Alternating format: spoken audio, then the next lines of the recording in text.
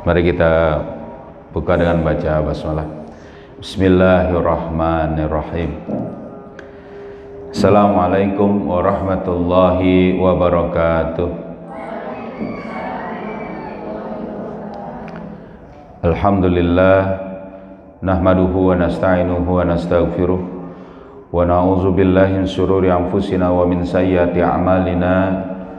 May yahdihillahu fala mudilla lahu wa may yudlilhu fala hadiyalah. Asyhadu an la ilaha illallah wahdahu la syarikalah wa asyhadu anna Muhammadan abduhu wa rasuluhu la nabiyya ba'da. Allahumma shalli ala sayidina Muhammad wa ala ali sayidina Muhammad. Rabbi shrah li sadri wa yassir li amri wahlul 'uqdatam min lisani yafqahu qawli. Subhanaka la ilma lana illa ma 'allamtana innaka antal alimul hakim. Amma ba'du. Alhamdulillah, segala puji hanya bagi Allah. Salawat serta salam semoga selalu tercurah kepada junjungan kita Nabi Muhammad sallallahu alaihi wasallam serta keluarganya, sahabatnya dan juga para pengikutnya yang setia dengan ajarannya hingga akhir zaman. Alhamdulillah, anak-anakku sekalian dan para asatidzah yang dirahmati Allah, kita bisa lanjutkan kembali kajian kita di setiap Senin pagi, kitab At-Tafkir. Sudah beberapa kali Senin ya, insyaallah. Jadi pas giliran pasnya ya ada hal-hal tertentu. Kita lanjut, kita sudah membahas tentang bagaimana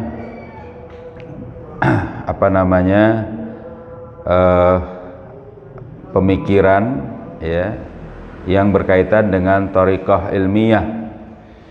Jadi thariqah ilmiah atau metode cara berpikir ya yang itu digunakan oleh orang-orang barat ya, yang itu sebenarnya tidak bisa dijadikan sebagai asas dari seluruh pemikiran-pemikiran ya.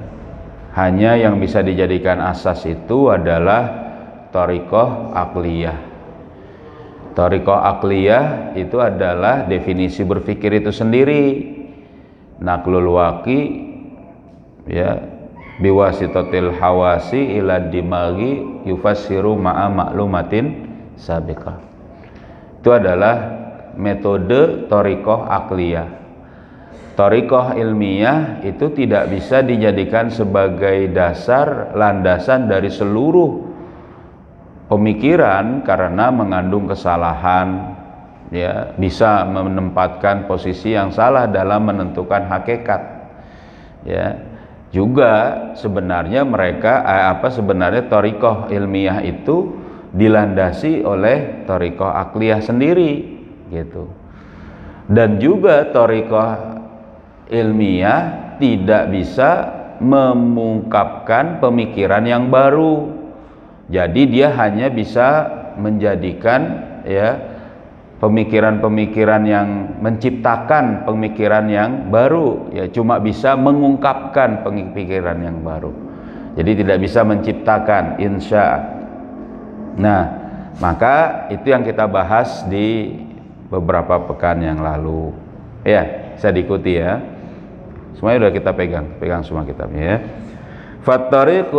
Fattariqatul ilmiyatu. Nah, maka thariqah ilmiah tadi tastambitu fikran. Nah, thariqah ilmiah itu menggali, mengungkapkan pemikiran ya. Walakinnaha la tastati'u insya'a fikr. Ya. Akan tetapi dia tidak mampu untuk apa? Menciptakan pemikiran yang baru. Gitu loh. Contoh nih ya yang kita pernah bahas, misalnya contohnya tentang apa? Tentang atom. Ya. Atom itu diungkapkan oleh pemikiran ilmiah. Ya. Ya. Ketemu?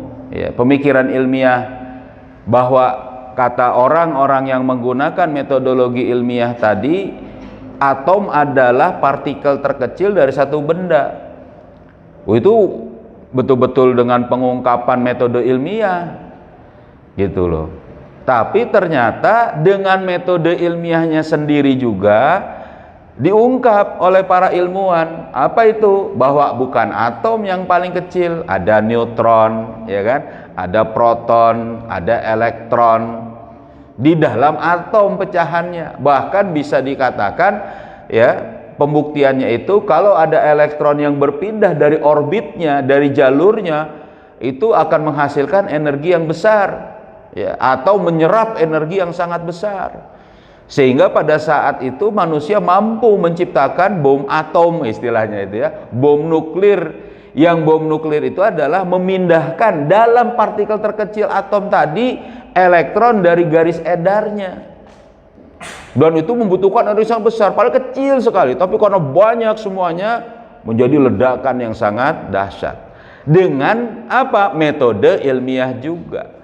Ini mengungkap, bukan menciptakan, atau bukan tadi, ya tadi menciptakan pemikiran baru.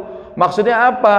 Dia cuma mengungkap saja, menceritakanlah istilahnya. Tapi kalau metode akliyah, dia mampu selama ada fakta baru, kemudian diberikan informasi yang baru, informasi yang ada, dia akan mengungkapkan bahwa dia bisa berpikir tentang tadi fakta-fakta tersebut. Gitu loh. Nah, ini harus dipahami.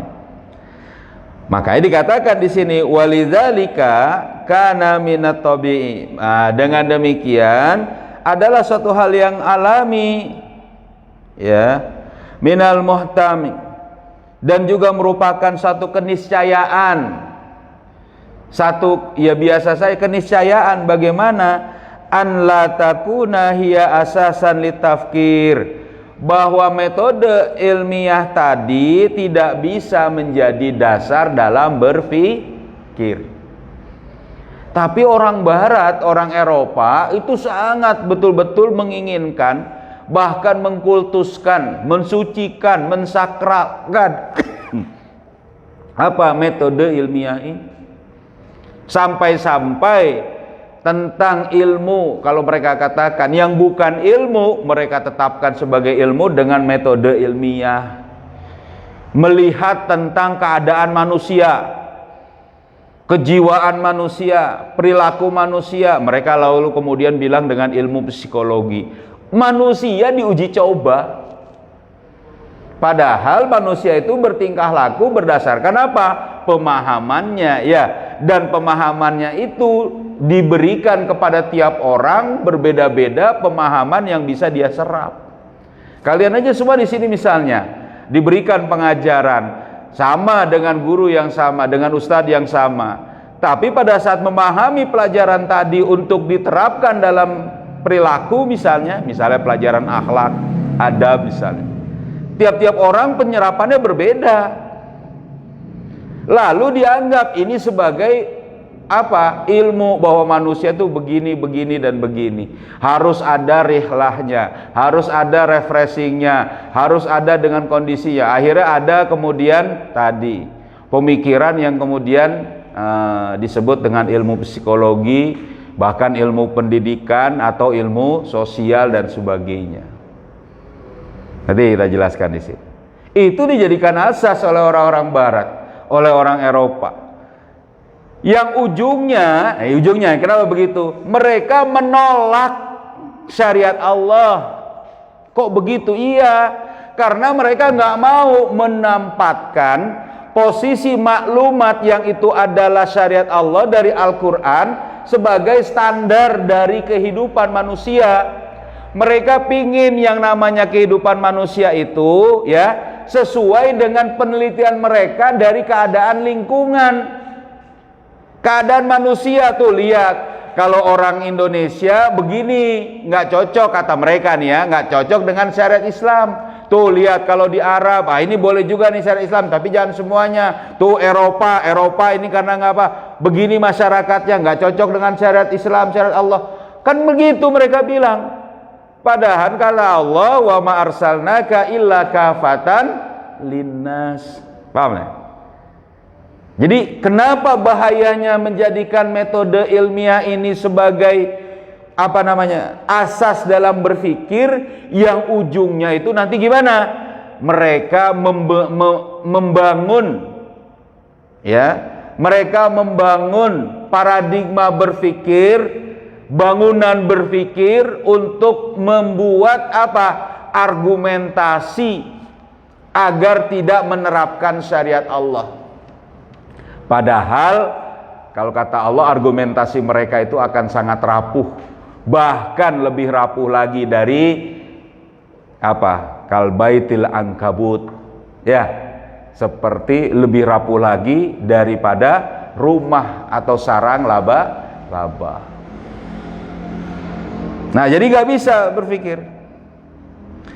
Akan tetapi ila annal gharba au uruba, ai uruba di sini, akan tetapi barat yakni Eropa wa Amerika dan juga Amerika, ya, wa talhiqu bihim Rusia dan kemudian mengikuti mereka itu Rusia, qad balagat indahum asiqatu bitariqatil ilmiyah, telah menempatkan, telah membesar-besarkan di sisi mereka kepercayaannya mereka terhadap tariqah ilmiah ila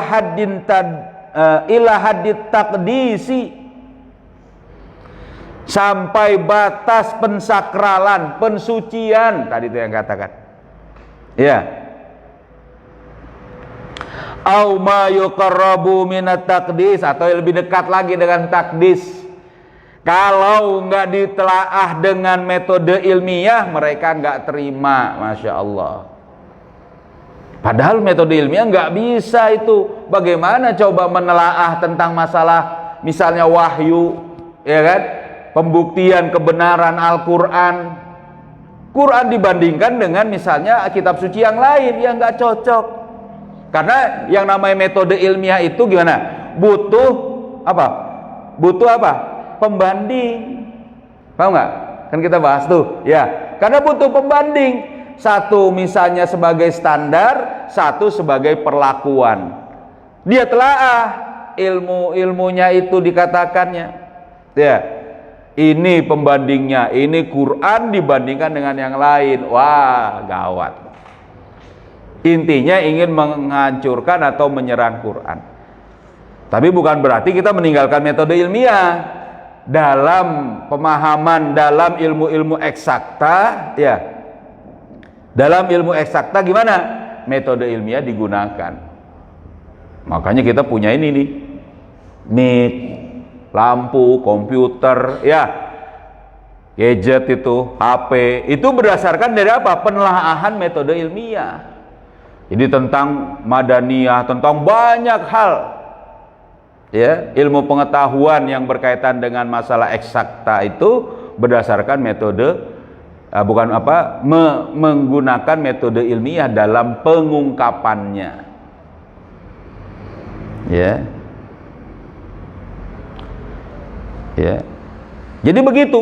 Bahkan orang-orang Eropa itu sangat mensucikan, mengkultuskan, mensakralkan.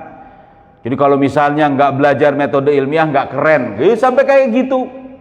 Semua dengan bagaimana metode ilmiah itu harus berjalan, kata mereka. La siyama fil qarni tasi, tidak terkecuali pada kurun, ya, tasi'a asyara wa awailil qarni al-ishrin. Jadi pada kurun, pada abad ke-19 dan pada awal abad ke-20 ini, tahun 18 sekian sampai tahun 1900 sekian sampai tahun 2000-an ini. Dulu semua mereka mengkultuskan apa yang mereka sebut dengan metode ilmiah. Ini berpikirnya ini salah nih. Ila haddin an asbaha munharifut tafkiri, sampai batas, ya, sampai batas mereka bagaimana mereka menjadikan atau terjadinya penyesatan pemikiran, dolan anis siratil mustaqim, yang menyimpangkan jalan yang lurus dari berpikirnya seorang muslim. Padahal orang Islam itu sudah diajarkan ya. Ini ingat kan bagaimana Nabi Adam itu mencontohkan berpikir secara akliyah. Ya. Nabi Adam itu Allah memberitahu kepada kita dari surat Al-Baqarah. Ya kan? Mana coba? Qalu subhanaka la ilma lana illa ma 'allamtana. Ya. Itu kan butuh apa? Maklumat sabiqat. Ya. Saat malaikat itu berkata kepada Allah, kepada Nabi Adam, Allah nyuruh, malaikat sebutin ini benda-benda, nama-nama benda. Ya. Terus malaikat tahu? Enggak. Nabi Adam tahu? Nabi Adam tahu karena Nabi Adam diajarkan oleh Allah. Apa jawaban malaikat? Maha suci Engkau ya Allah, tidak ada yang kami ketahui kecuali apa yang diajarkan kepada kami. Ini mikir berdasarkan maklumat sabiqah. Paham dah? Itu. Nah, jadi ini disesatkan. Yang harusnya dengan thariqah akliyah, mereka kemudian membuat penyesatan dengan menggunakan metode ilmiah. Kenapa? Li'annahu ja'ala thariqah, ja'ala tariqatahu fit tafkiri tariqatal ilmiyah, dikarenakan mereka menjadikan metode dalam berpikir metode ilmiah itu wa ja'alaha wahdaha asasat tafkiri, dan juga menjadikannya satu-satunya sebagai asas dalam berpikir, wa hakamaha, dan juga menjadi ketentuan, menjadi hukum fi jami'il asya'i, pada seluruh benda-benda apapun, bukan cuma yang eksakta. Bagaimana ini? Fasara yara annal bahsa sahiha huwallazi yajri ala tariqatil ilmiyah. Maka jadilah di situ yang kemudian bagaimana mereka melihat, memandang suatu pembahasan itu akan menjadi benar, yang itu apabila berjalan dengan thariqah ilmiah. Contoh gini lagi nih, menerapkan syariat Allah, lalu kemudian dia mengambil contoh-contohnya. Memang karena metode ilmiah ini butuh perbandingan. Mereka bilang tuh, coba lihat, terdapat apa? Pertumpahan darah. Mereka lihat misalnya ada perang pada masa kekhilafan Islam, ada perebutan kekuasaan di masa kekhilafan Islam. Pada saat itu mereka bilang ini sebagai landasan, standar, ukuran dari metode ilmiah agar nggak mau menerapkan syariat Islam. Ini kacau. Padahal penerapan syariat Islam adalah kewajiban. Paham? Itu. Jadi satu-satunya mereka tuh bilang begitu. Kalau nggak dengan metode ilmiah, nggak benar. Masya Allah. Coba. Syariat Islam gimana metode ilmiah? Nggak bisa. Islam itu tinggi dan tidak ada lagi yang menandinginya. Islam dibanding-bandingin dengan yang lainnya susah. Tempatnya iman. Tapi harus gitu. Ini kemakan dengan metode ilmiah ini. Sedikit lagi. Masih banyak ya. Ya kan? Wa tajawazu zalika, lebih lagi dari hal itu, ila haddin an-nasara ba'duhum, sampai satu batas sebagian mereka tadi bahasu fi'lan umuran la alaqata li tariqatil ilmiyah biha. Tuh. Jadi sebagian mereka ini membahas tentang segala tingkah laku, dari setiap perkara, setiap kejadian perkara-perkara tadi, yang sebenarnya tidak ada hubungannya dengan metode ilmiah, Coba itu, kan? Nggak beres ini pikirannya. Semuanya harus metode ilmiah.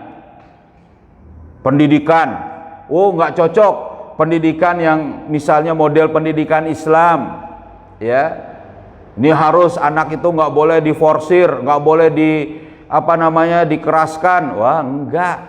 Bahkan ada yang mengatakan seorang itu nggak boleh dipukul.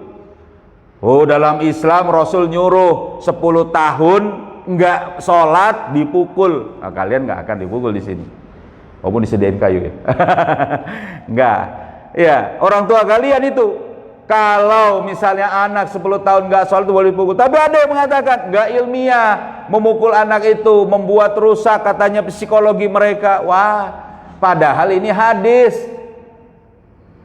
Nah, contoh begitu. Sampai-sampai sistem pendidikan pun mereka ukur dengan metode ilmiah.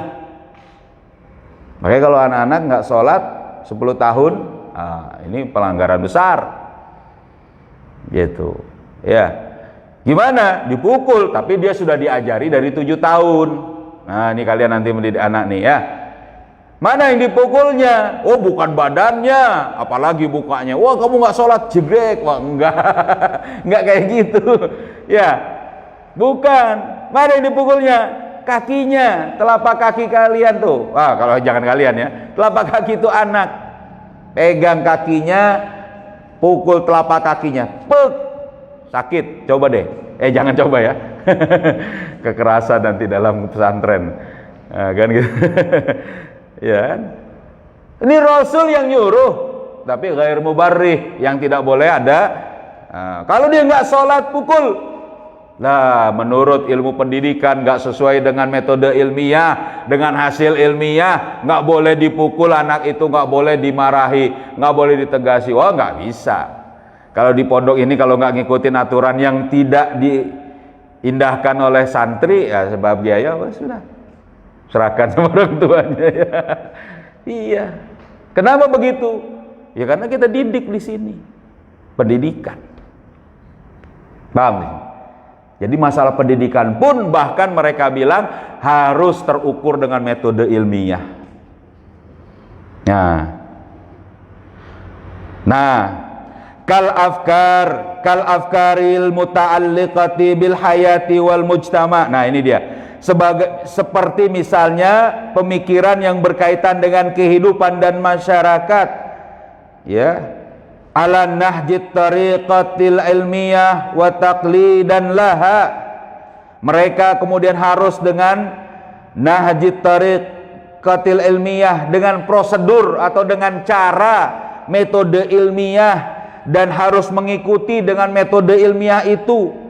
Wasara yabahasu ba'dul mu'arifil muta'alliqati bil insani, dan juga mereka kemudian ya kan membahas sebagian pengetahuan yang berkaitan dengan manusia, wabil mujtama'i, berkaitan dengan masyarakat tadi, ilmu sosial, ilmu psikologi, ya itu manusia, ya, wabin nasi bahsan aklian, yang sebenarnya itu adalah pembahasan secara akliyah, walakinna ala uslubi tariqatil ilmiyah, tapi mereka membahasnya dengan cara metode ilmiah. Hancur, ambiar semuanya. Ya, kalau penetapan itu. Ini di sini ada, ya kan ustazah, yang kemudian belajar di ilmu pendidikan pasti harus dengan metode pendidikan, metode ilmiah, ya. Coba deh, menulisnya, baik skripsinya, tesisnya nanti, ya kan, harus dengan metodologi ilmiah. Coba deh, ya, metodologi penelitian sosial, kata mereka begitu. Metodologi, ya. Ini padahal ilmu-ilmu tadi adalah harusnya pembahasan secara akliyah, ya. Wa yutliqu ala hadhil ma'arif, dan juga mereka menyebutkan dan disebutkan atau didefinisikannya pengetahuan tadi, ya, dengan ismul ilmi. Apa itu? Dengan nama ilmu, ilmu sosial, ilmu psikologi, ilmu pendidikan. Wa hadza min jara'i ta'mimi, ya kan? Dan ini merupakan apa? Generalisasi Ta'mim lit tariqatil ilmiyah, terhadap metode ilmiah, wa taqdirihi laha, dan juga memberikan posisi, memuliakannya, wa ja'alaha asasan litafkir, dan ini mereka menjadikan sebagai asas dari berfikir, padahal tidak benar, padahal tidak tepat. Itu metode ilmiah mereka, ya. Nah, jadi kalau gitu apakah kita nggak perlu belajar metode ilmiah? Oh enggak, pelajari untuk apa? Ilmu-ilmu eksakta. Kalian nanti misalnya mau masuk kedokteran, harus tahu metode ilmiah gimana, menelaah tentang sel tubuh manusia, menelaah tentang tubuh manusia, penyakit apa misalnya, kesalahan dalam peredaran darah, dalam aliran semua, banyak, paru-paru semua, itu ilmiah. Makanya bagi kita misalnya kemarin ada pandemi, atau misal masih ini pandemi COVID-19 misalnya, itu dengan metode ilmiah diungkap, ya kan, dilihat virusnya, ditelaah, diambil misalnya virusnya yang dilemahkan atau apa, dijadikan misalnya sebagai vaksin dan sebagainya, bagaimana pengobatannya, ini metode ilmiah. Tapi kadang ada dicampuri dengan masalah urusan politik misalnya, berkaitan dengan apa? Peredaran vaksinnya, ya, mengekang masyarakatnya dengan kondisi yang tidak pas misalnya, disuruh tidak boleh kemana-mana tapi nggak dikasih makan, gimana ceritanya? Nggak boleh kerja, WFH, sampai tambal ban WFH, gimana tambal ban WFH coba? Ya kan? Ini kesalahan dalam, bukan masalah metode ilmiah terhadap masalah pandemi, paham ya? Tapi tadi penanganannya di situ. Nah, jadi masalah yang lain yang mengikutinya. Nah, jadi metode ilmiah itu tidak boleh disakralkan, tetapi ditempatkan mana pada tempatnya, yaitu apa? Pada ilmu-ilmu eksakta. Nah, ya sedikit-sedikit ini, mungkin udah jauh. Nah, gitu ya. Cukup lah. Wah, dah cukup lah. Ada lagi? Atau ada yang mau menambahkan? Bertanya misalnya? Gimana? Jelas? Atau mau menambahkan? Ustazah? Iya. Cukup ya? Kalau cukup. Dia ada nih? Ya. Gitu ya, tandai. Nah, insya Allah nanti kita lanjutkan lagi pekan depan. Mudah-mudahan dalam kondisi yang baik, yang pas, ya, dan juga mungkin tidak ada hal-hal lain yang menghalangi, ya, insyaallah. Yuk, kalau tidak ada, mari kita tutup dengan membaca surat Al-Asr. Yuk. Bismillahirrahmanirrahim. Wal asri innal insana lafi khusrin illal ladzina amanu wa amilus solihati wa tawasau bil haqqi wa tawasau bis sabr. Subhanakallahumma bihamdika asyhadu an la ilaha illa anta astaghfiruka wa atubu ilaik. Assalamualaikum warahmatullahi wabarakatuh. Alhamdulillah ya. Allahumma salli ala sayyidina Muhammadin tibbil qulubi wa dawaiha wal afiyatil abadani wa shifaiha wa nuril absari wa diyaiha wa ala alihi wa sahbihi wa sallim. Allah